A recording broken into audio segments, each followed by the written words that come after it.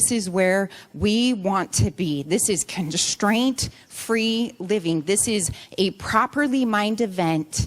And here's where it gets good. Because when we can learn how to separate the facts and the opinions from our past, and we can live right now, we can stand in our present, and we can see our future. And guess what? In my future, there is no unforgiveness. There are no constraints which keep me bound. I see the glory that the Lord has for me in my future, and that's what I'm going to. So how do I get from today to my future self? Those promises that God has for me.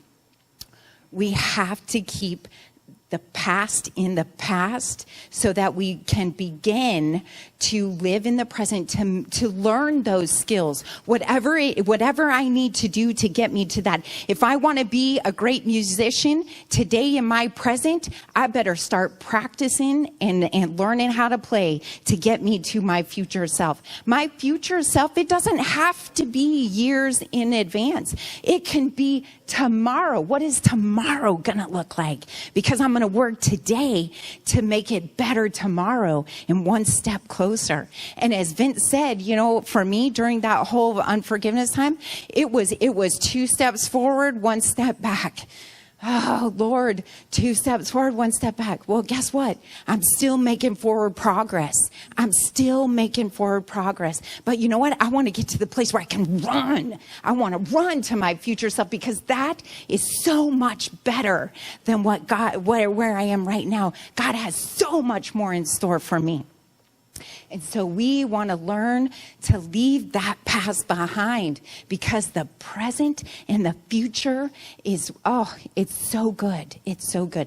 If I speak with the tongues of men and angels, but do not have love, I have become a noisy gong or a clanging cymbal.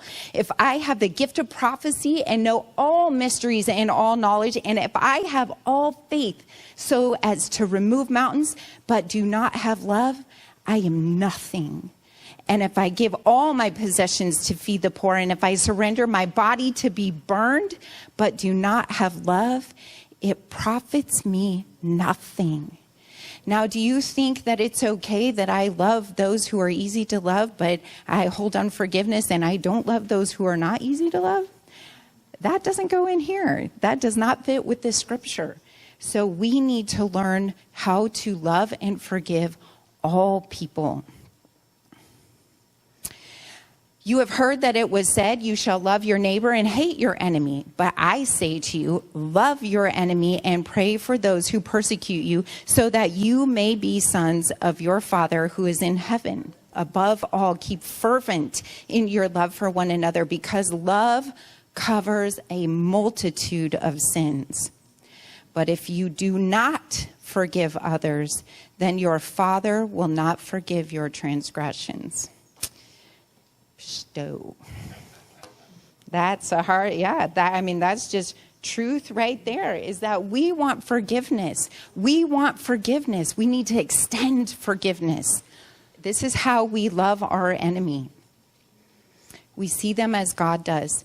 Beloved, know that forgiving is not the same as condoning. It is far from it. Remember, they are accountable for their actions to God, and He will make sure to hold them accountable.